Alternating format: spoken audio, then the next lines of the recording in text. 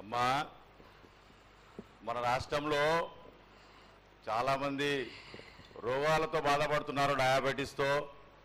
వాళ్ళకి మీ చల్లని చూపు కావాలి, అందరూ ఆరోగ్యంగా ఉండాలని నేను ప్రార్థిస్తున్నానమ్మా.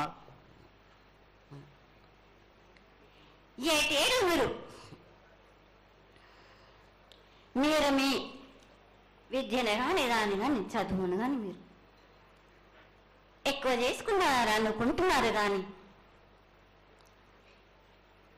పురాతనం నుంచి మీరు సకాలంలో మీరు పాడి పంటలు ఇది వరకు రాక మీరు పండించటలేదు కాదు బాలక. ఔషధం ఇస్తే మీరు మించి ఔషధాన్ని మీరు ప్రయోగిస్తున్నారు. మీరు దానివల్ల ఈ రోగాలన్నీ మీకు ఈ ప్రభావం చెందుతున్నాయి. మీకు ఔషధాలు మీరు తగ్గించుకొని మీరు పాడి పంటలు మీరు సమృద్ధి చేసినట్టయితే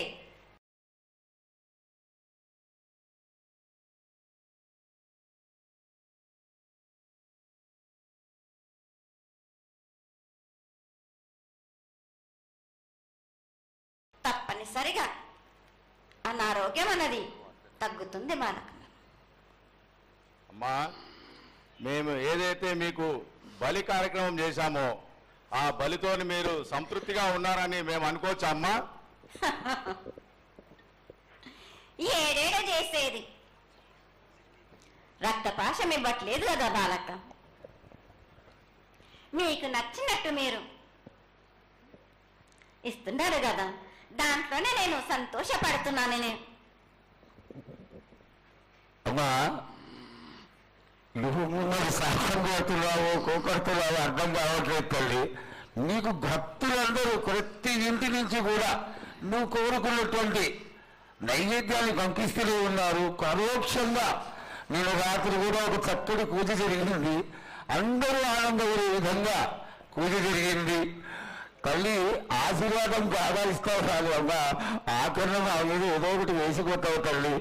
దయచేసి ఆ విధమైనటువంటి ఒక చిన్న తక్కువ మీద కొట్టకుండా సంతోషంగా ఎప్పటికప్పుడు నువ్వు ఆనందంగానే ఉంటూ ఆనందంగా భక్తుల్ని ఆదరించి ఆశీర్వదిస్తే చాలా సంతోషం తల్లి.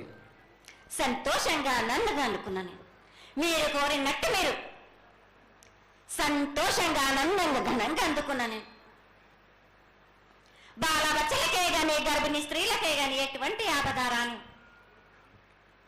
నా బాలులందరినీ నేను కంటికి రెప్పలాగా అరికాలికి ముళ్ళు నట్టేమో నివర్లతోటి మీకే భారం నా కాపాడే భారం కూడా నాది.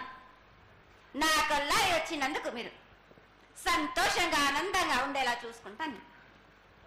చాలా సంతోషం తల్లి.